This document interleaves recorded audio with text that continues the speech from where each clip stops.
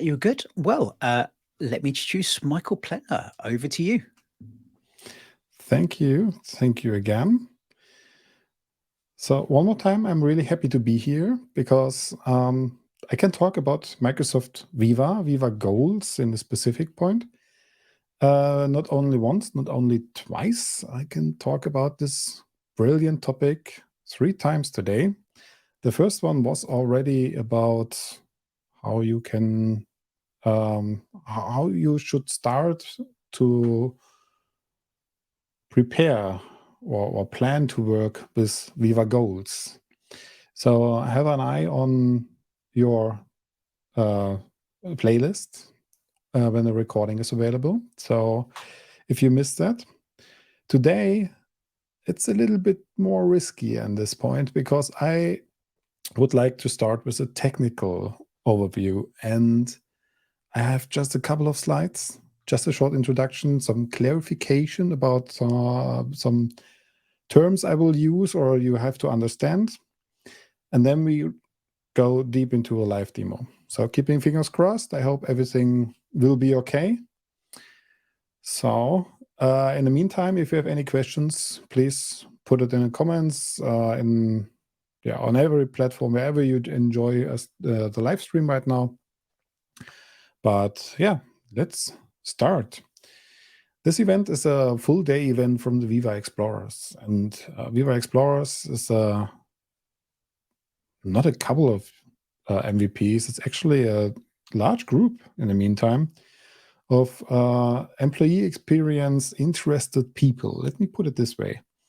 We are not located to any specific location or to any specific MVP section. We are dedicated to work with employee experience topics. We work in the different sections from insights, goals, learning. Amplify is not there yet, but it will be a part of it as well. And so on. You can find us, you can meet us on different events. I have an eye on this Viva Explorer logo. So you can find us, have a talk with us. We are really happy to talk about Viva and employee experience in general. I'm really happy. Thank you, Kevin, for making this possible today. So I can talk about Viva Goals and especially about the technical part. Before we go into the technical part and before I start to fill your head with some interesting information, I hope at least, more details about myself. My name is Michael Plettner. In the full length, you can find me on Twitter, on LinkedIn, wherever you want. Actually, you can use this bio link and your QR code to find my public profile. There's also a GitHub repository where you all find all my presentations over the last months and also about Viva Goals from today. It may take quite a minute until it's there. So the first full week of June, it will be there. I'm a managing partner of Into Success, a consulting company based in Germany, focusing on Microsoft Teams, focusing on Microsoft Viva, Microsoft 365, change management in general, project management in general, not only or not dedicated to Microsoft. And we work basically with larger companies, with larger enterprises to have some experience with interesting, challenging topics. I'm also one of the leaders of the Teams user group in Germany. I do have a German-speaking podcast together with a fellow MVP, Thorsten Pikan, about Microsoft 365 topics. It's Talk Microsoft 365. It's running as a video live stream as well. but usually it's a kind of podcast where we talk about interesting stuff, what's going on, interesting news, and especially what will you do or can you do, or what are the scenarios for these interesting news things Microsoft is pulling out every week. All right, let's start with a short overview about Viva.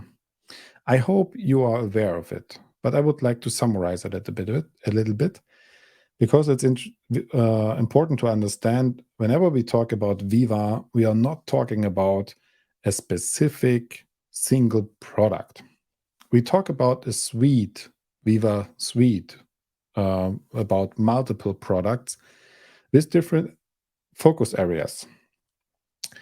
One focus area is connection, with Engage, formerly known as Yammer, with Viva Amplify, which is announced and will be there in a couple of weeks, I think, to connect with other people, to have an exchange, discussion with other people.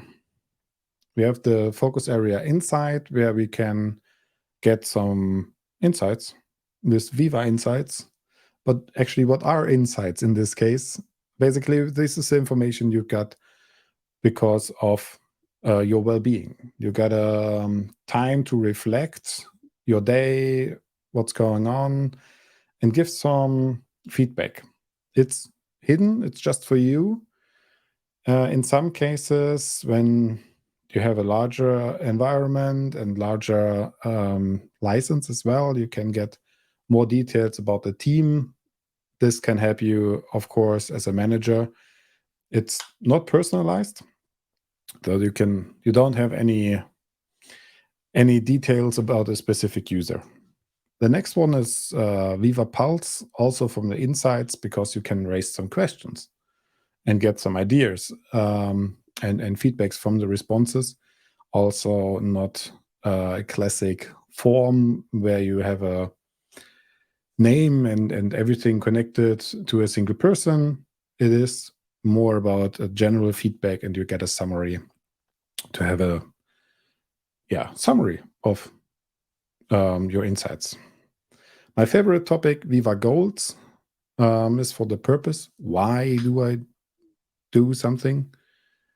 And the next part is growth with Viva Learning, with Viva Topics that can help you to improve yourself, learn something new, or even understand some acronyms in your company.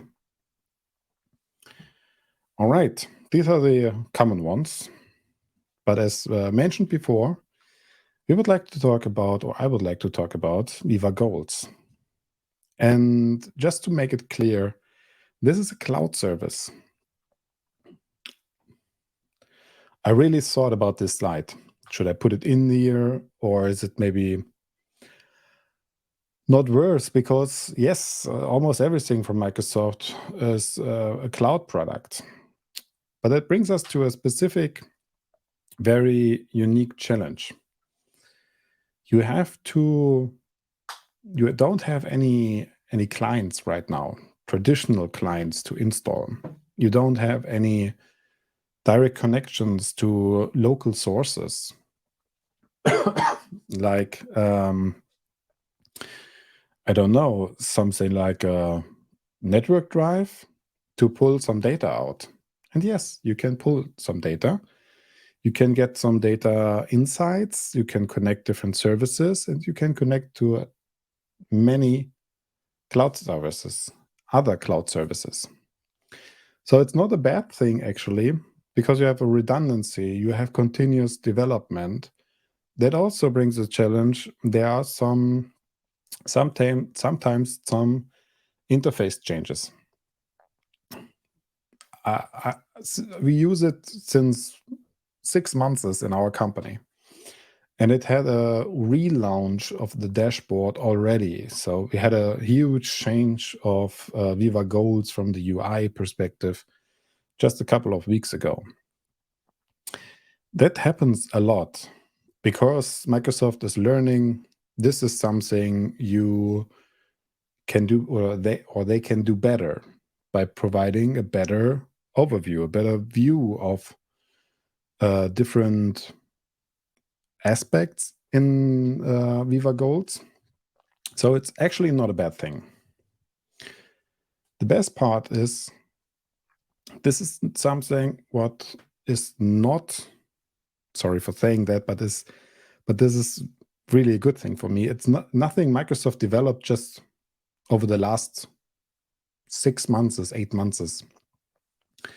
Even better, it was an existing good selling product already 2 years ago, before Microsoft bought the company Ellie, as in double L, to bring up this new product into this Viva suite, the employee experience suite for Microsoft, or within Microsoft.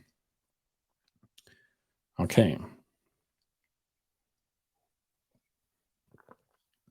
Now we know it's a cloud service. That was good. An easy one, I would say. The next one is their environments. And yes, I used PowerPoint Designer. So with environment, I got this lovely picture.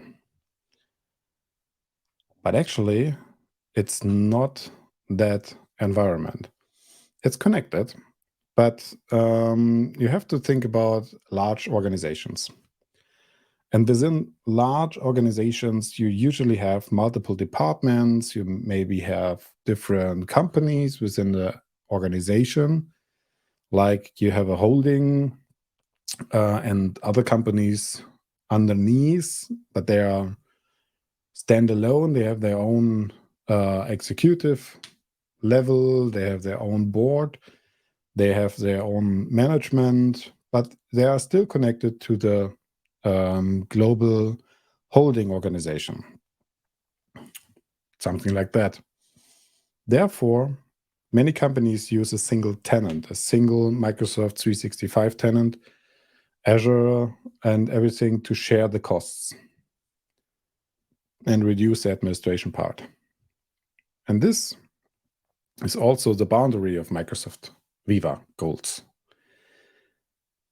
Within your organization, within your tenant, you can use Viva Goals, but it's not possible to share it with other organizations which have another tenant. But within the same tenant, you can share, or you can create multiple environments to visualize your structure a bit better and distribute and share permissions also just for a specific environment. That means if you have the company A, B, C, and they are connected to holding Z, you can set up in the same tenant for all these different organization parts, standalone environments.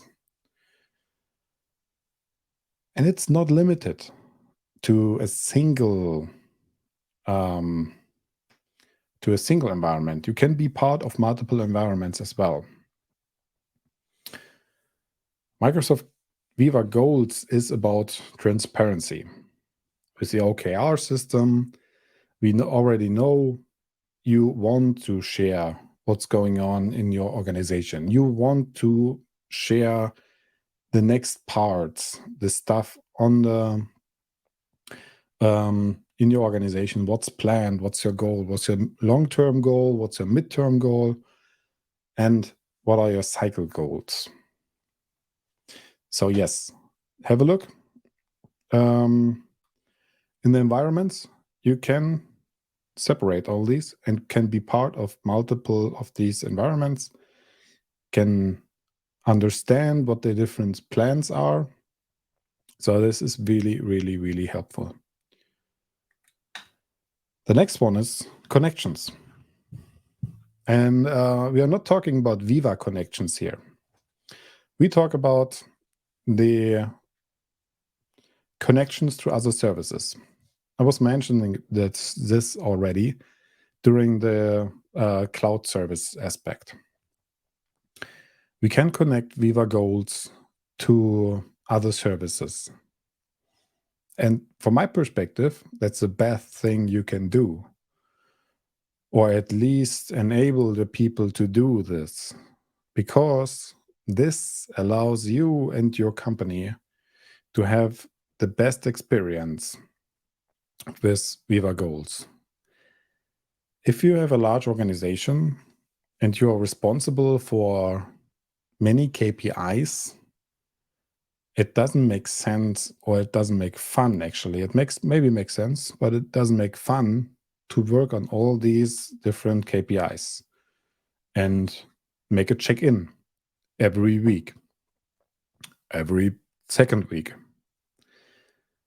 It's a kind of annoying. It's a kind of annoying administrative work if you just want to do it in this standalone tool, which is basically right out of the box, not connected to any other services except your user management to allow some user connection, and that's it.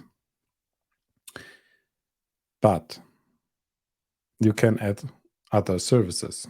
You use other services to bring up some information to me as an employee who's responsible to check in every week or every day or whatever the change is. To set up new information. So here we are, connections.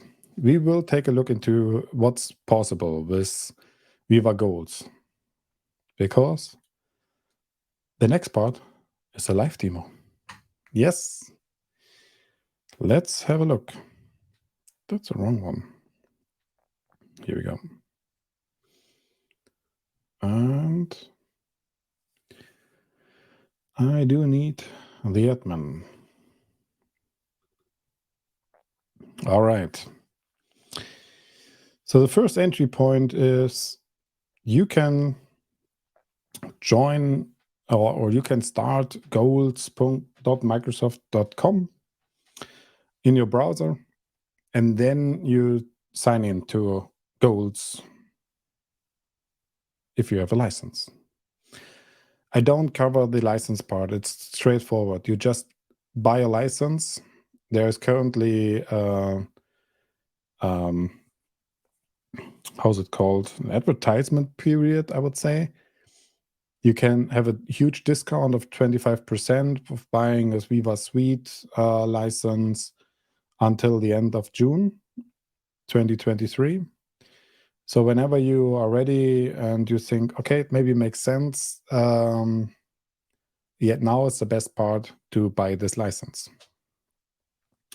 Anyway, this is just, you bought a license, assigned it to a user, here you go. You have a standalone license, a kind of standalone license. There's another product, I forgot the name.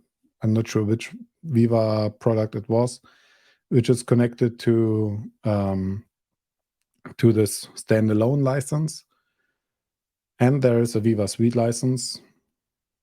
As I said, this is the one with a huge discount right now. And after that, you just head over to goals.microsoft.com, and you have different views. The first one is when you join this site and you're not part of a specific organization, you can join a specific one if this is publicly available. Or you can create a new organization.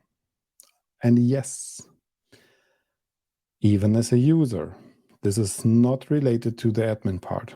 This is something, and if you don't change anything, a regular user is able to do at the very beginning. It doesn't make sense, especially not if you're a company with a good structure and you want to ensure it will be used as you thought it will be, or as you planned it will be used. That's the reason why I'm here with my admin user. There's a link. This is not available for default users. You have to be an administrator, either enterprise administrator or Viva administrator. And there you go. You have some default settings, which are very, very crucial. So the first part is who can create organizations. As I said, in default settings, anyone in Contoso in your organization. Contoso, of course, is a tenant name, so it helps you. Of course, you will see your organization here. So let's change that to, well, let's keep it like this. Let's keep it like that. For it's just important to understand what's going on here. Then you have the option to allow to embed the dashboards you can create. This is something you can do by maybe providing the option to embed the dashboard into another website or another view. So it depends on your decision how to manage the data, how to share data, how you handle data governance. Yeah, that's it. This is related to the other part. You have seen that, right? This is related to the part below because you are not able to share it outside. Okay. You are able to reduce the sharing area. That means you are able to reduce where you can share these dashboards. Allow all whitelisted domains. You can add whitelisted domains here. These default domains, yes, this list is pretty long, but actually, we'll go a little bit slower here. It is actually everything connected to Microsoft.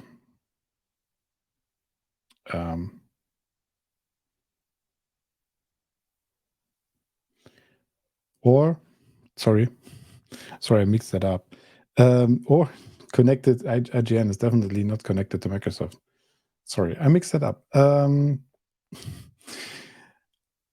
Or services you can use with Viva Goals. So, if you want to have a specific list, specific number of or specific domains you trust, there you go. This is a very small list of domains in the default settings, and these are all connected to Microsoft. You can add maybe other domains, as I said before, if you have something with multiple environments, with multiple domains, companies connected. You may want to use it on a SharePoint site, or that's included maybe on a specific site on your domain space. Then you can put it here. My recommendation is leave it as it is until you have a specific requirement. So the first step is you just can share it on the Microsoft services. And there it makes sense from my perspective and also experience. Don't put too many different domains here just to be sure it will work there. Give it a try. The default settings are good in this case. The next part, integration. You do have the option to integrate Viva Goals into other services. That's wrong. Vice versa. It's not the integration of Viva Goals in your in other services. It's more about getting information from the other services to Viva Goals. So whenever you select a specific service, or you have the option to enable all different services, disable the services, or just have a specific bunch of services. There are in this list you can see some services which are currently in place, and some services which are planned and we will see in the near future. Best example is Project for the Web. But here we go. This is actually a pretty long list to get some information. And this is not a specific and only this specific area of service. There's not only a database service, a project management service, or it's not even just Microsoft related. You can find different services. Jira server is pretty new here. So the local installed server. SQL server. Slack. Trello. Zapier. Monday.com. The most of these are either a specific data source where you have some data in usually, and the other ones are more project management related. You can discuss about Jira and if this is really project management or if this is something else, but Jira offers in one part actually the same like Planner, a Kanban board, something like that. And you can enable these different services or disable these services. I would like to use a planner, and I would like to use an Excel service as a short example here. So I would leave it like this. Please, I know it's clear with Planner, but with Excel, it's Excel Online only. So you have to go to a specific Excel file, connect the service and then an Excel file that to ensure this is the right information you're pulling out of an Excel file. And last but not least, you have the option as an admin to have an overview about the different organizations. You can create a new organization. Yeah. And now, let's go and create a new organization. Why? Because I would like to show you some details about working with Viva Goals without interrupting the other organization. Okay, I restrict the access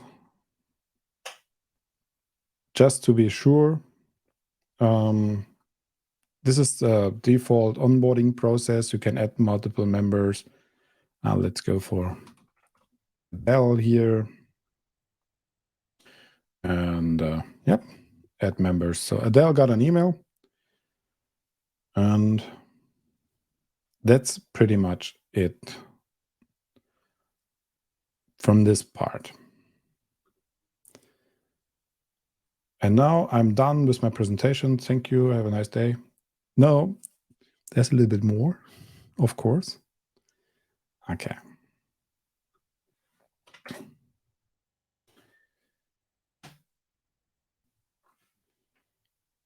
Have you got the difference? There was something really straightforward. I just removed the last part of the URL because right now I'm a member of a specific organization and now I can join this organization directly, or I see this organization directly. There's a welcome greetings. You can follow these greetings, the definition. It's a really helpful guide. So don't hesitate to use it. Actually, it's a good way to have a start for different aspects. You can get an explanation what OKRs are, but also how you can manage the environment with or Viva Goals from the admin perspective as well. Okay. I don't want to follow this. I would like to highlight two aspects here. First of all, you can switch anytime. If you're a member of multiple organizations, you can switch not only as an admin between these different organizations. After that, as an admin, I would like to start with managing my organization. Because this is not only for access, this is more about how you work with your Viva Goals organization. What does it mean? Well, you have different types of users. It's pretty uncommon, I would say, because usually you have your regular users who wants to work with OKRs, make some check-ins, give some feedback, and also interact with your key results and objectives. You have another option. You can set up an observer. You remember the situation with multiple different organizations? You can enable the management of one organization, for example, to other organizations as an observer, so they can see what's going on in this Viva Goals organization if you have really a trustful relationship. And but on the other hand, they are not able to change anything.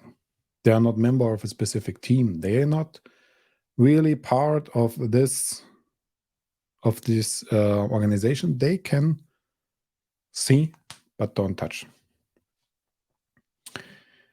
You can change it vice versa. It's more about the specific permission level here. Okay. The invite policy is something I would like to recommend to change, because of course you can leave it as it is. You can invite people to your organization, but as I mentioned earlier, we are working with enterprise environments, enterprise customers. They have the requirement to keep it as restricted as possible. So they are really interested to have the control about that. Clarify with your IT, clarify with your OKR champions or your OKR responsibles. What is the best way to work here? Maybe it makes sense to invite anyone at the first place, or leave it open. Maybe it makes sense in your situation. There's the option to enable it. As I said, decide who you want to allow to enable other people. If you want the control, you are able to have the control here. The same for the teams. And this is something you have to understand from the OKR level. This is not related to specific technical part, actually. This is also nothing coming from a specific setting in your Azure Active Directory or your organization structure even. You still have the connection with the names, but as I said on the very beginning, there's no direct integration with other Microsoft services. With a little asterisk here, there is a integration within Teams, so you get Viva Goals into Teams, but it's not possible to bring, for example, the whole organigram, your organization, into this just by a single click. So, who can create teams? These teams are usually related to a bunch of users. That means it's either a department or really a team. Or you may have a specific topic they have to cover. It depends on your definition. I'm working in a relatively small company. In this company, we use my company. We are 8 people right now. And these 8 people, we have structured it from a topic perspective. So teams, in our case, are not teams itself. They are related to topics. So we still have the structure from another level, not the organization goals and the personal goals. We have something in between, which connects actually both worlds. But usually you have some kind of departments. And there you can put in the teams. Okay, this aspect described who can create teams, plan for it, who can export OKRs. This is something I was really wondering why Microsoft said this to any regular user at the first place. From my perspective, from the enterprise organizations, it makes sense to reduce the number of users who can export the OKRs. I would like to protect my OKRs. I would like to keep it as in the system where I have the control about it, not any export. So that I recommend to change it. Tech creation. This is something you have to clarify how you want to work. I will skip this. From my perspective, this is not crucial. It depends on your definition how you want to work. You can change the name. That's something I've really liked. This is pretty convenient. This is more about changing the display name. And it works right away. And that's it from this perspective. Let me save that. Okay, the rest is absolutely fine. The next part is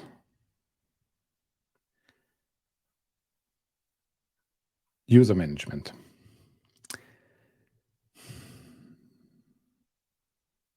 How can I put this?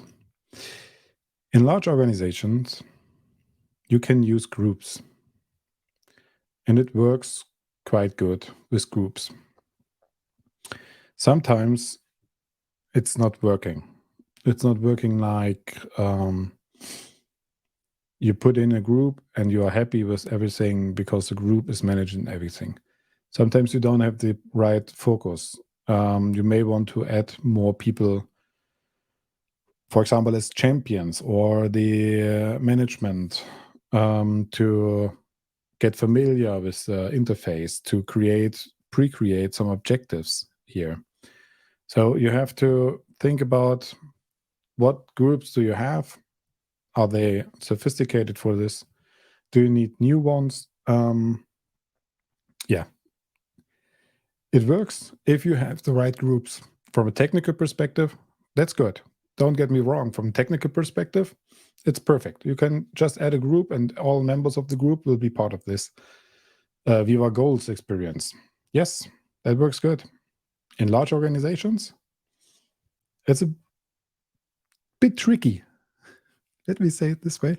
It's a bit tricky to get this done just with a group. The rest is actually straightforward. Pretty much the same as before. Let me go back because now it doesn't make sense here. Follow the recommendation just to set up the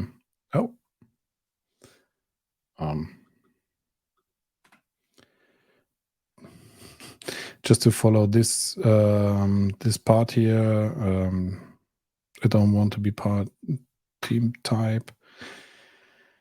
Parent team, there's no current parent team. I'll leave it like this. We come back to this later. Okay, close. All right, this is a team, and there's a team owner. Let's come back to the users. This one, members. Because when I add Megan here,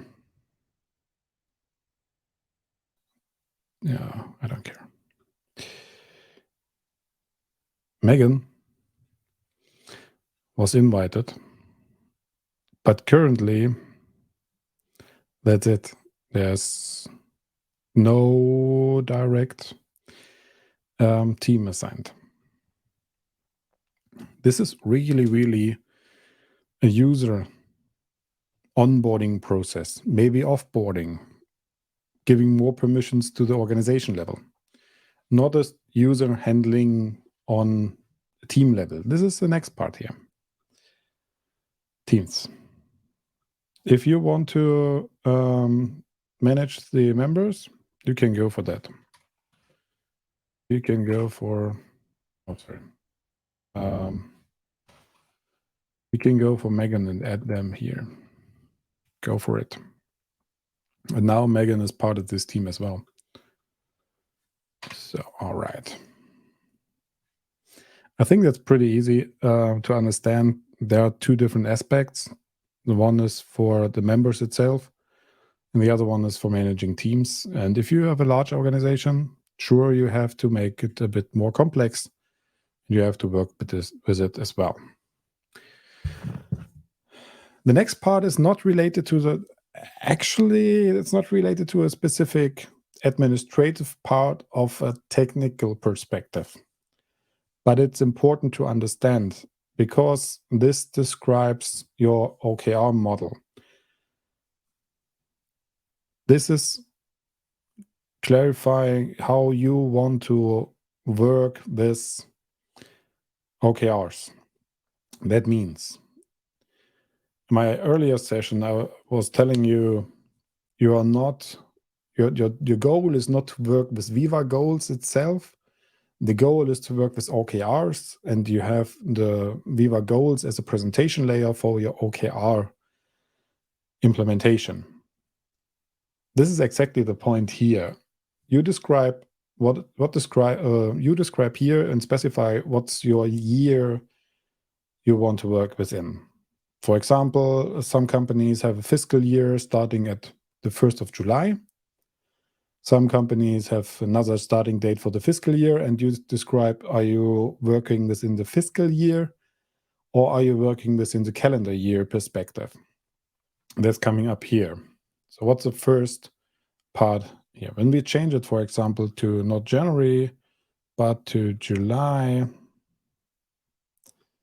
yes, everything will be updated, and you see the time period below is, or was changed for the annual level also to July 1st, 2023 till the 13th of June, 2024.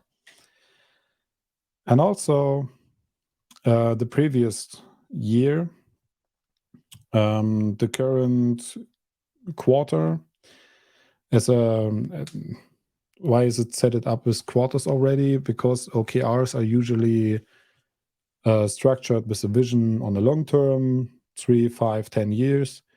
On the midterm, it's an annual annual plan for your goals.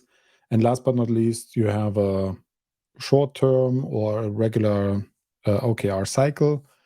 This is usually a quarter.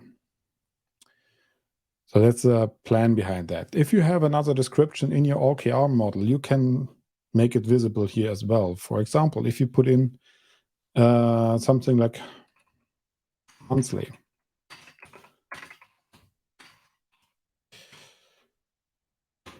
or months, you can specify that. Yeah, why not? It's up to you.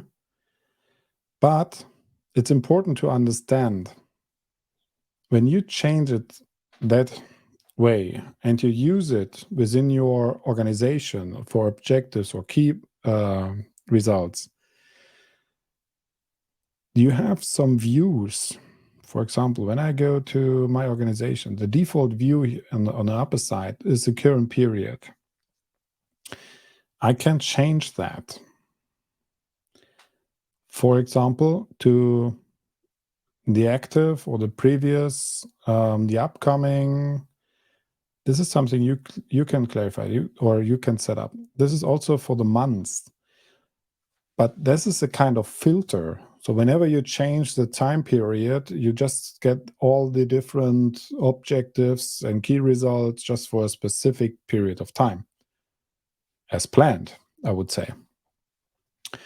That means if you have something in this small portion, you can use it, but be aware of it. That brings also in some situations where you have some objectives running, for example, just in Q2 2023. I talk about the calendar year right now, and you have something, a key result, which is planned for July 2023. It's not working. You cannot connect both objective, and you cannot connect the objective with Q1 2023 and the key result with July 2023 because they are in different time periods. You have to align them. That also means if you go to a small, very small portion of time periods here, you can do that. It's fine. But you have to stay in these specified dates. And in our internal case from the processes, we thought it maybe makes sense to specify it per month or even with a specific overlapping time from the next month. But it made it so hard to bring everything together and have a good structure that we removed it again. All right. Notifications. That's cool because you can set up how your organization is or will be notified about some upcoming required check-ins. What are the latest check-ins? You get an email about a reminder. You change the you send out an information to every user to remind on a check-in on a regular basis. Also about the summary, the idea is you schedule the check-in reminder, the check-in rhythm a little bit earlier as the summary update, because in the best case, everyone has made the update, the check-in, and you get the latest information in the summary. This is more help in this case. The integration is related to whatever you enabled here. Yes, I can add this to Teams. I will skip this for the sake of time because this is more specific app in Teams. It's really handy because you can use it from almost everywhere, or you can use it from everywhere. Get access to your Viva Goals, but that's the integration. And you can use the message extension as well. But yeah, that's another part. It's actually not as important as this one here. Because this OKR model, this is really, really, really crucial for everything you do from not from a technical perspective, but from the OKR mindset and the OKR configuration in your organization. For example, do you allow sub-objectives under other objectives? Do you allow additional key results under your existing key results? Do you have a connection between multiple key results? Do you allow these initiatives? This is really, really related to your organization and your OKR model.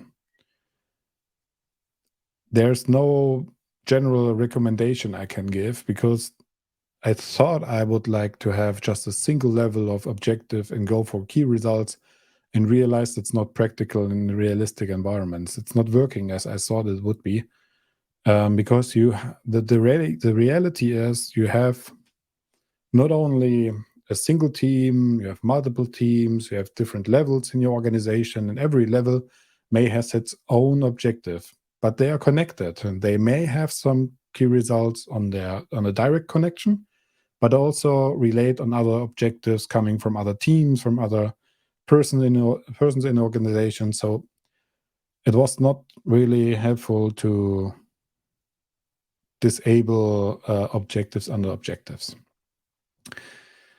So the part of unnested is the right description of this setting has to be clarified with your OKR specialist, and clarify how you work with the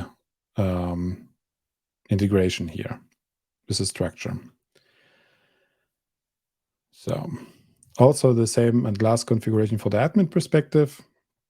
Is it allowed to share OKRs and initiatives? Is it allowed to get more details? Are you enable an approval workflow? When we go back to the users, you can see there's currently no manager assigned. Oh, that's the other thing. The only other thing you get, except the name out of the Azure Active Directory, if you have a structure in your organization, you don't get the organigram, you don't get the structure itself, but you see the manager here. And if you have a personal OKR site and you add everything, you can have another button on the right upper side where you can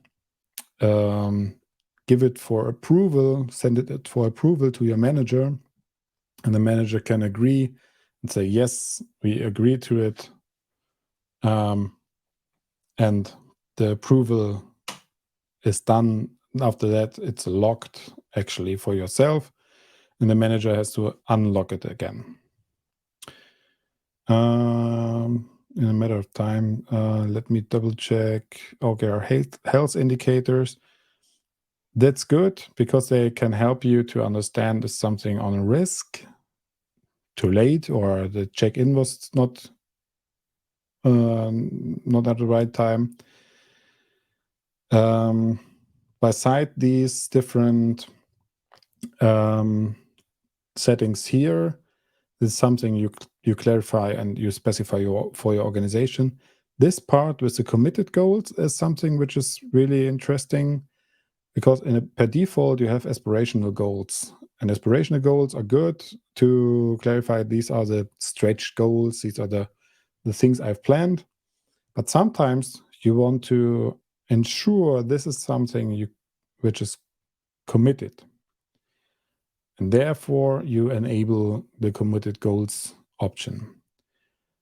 And then you have the option within your KPIs and your objectives to specify, is it an aspirational goal or is it a committed goal? That helps us, for example, in our organization by selecting and specifying, is this really something on a personal goal level, which was committed from the user? Is it something the user has committed to achieve within a specific time frame? And then they have to. The rest is they should.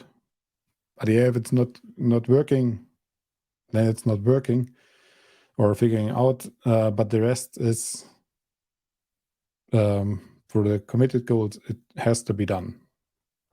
All right. The rest are settings for visualization for the presentation layer. I had some issues with this word already. All right. I promised something, and I will do it pretty fast. Goal 1.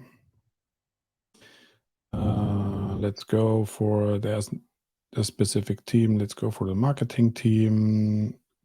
Many options you have are below these smaller links. Take a look into them. They could be interesting for you. For example, the definition of aspirational or committed. The text.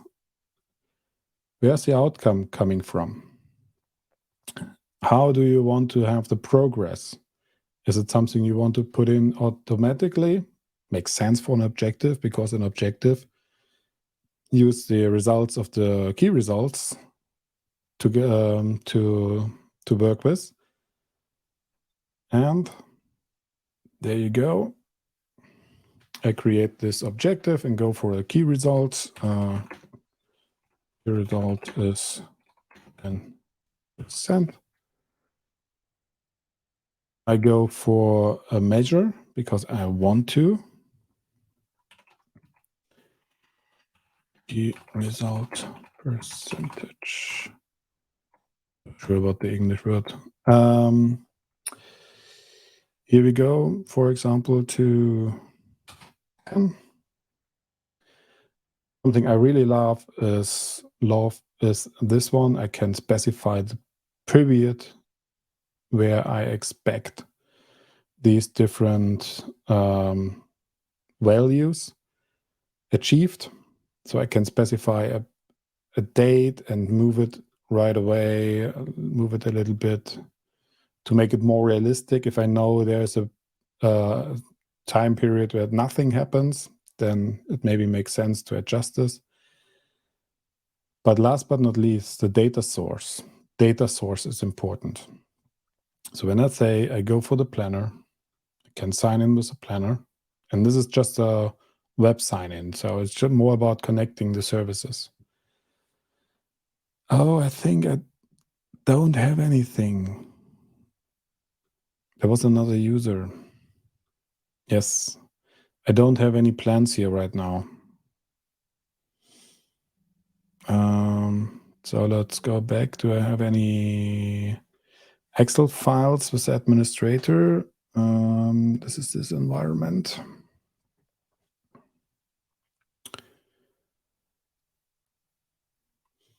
Okay, if not, I will do the same with a real user at the end within the next session. So, but anyway, here's a file.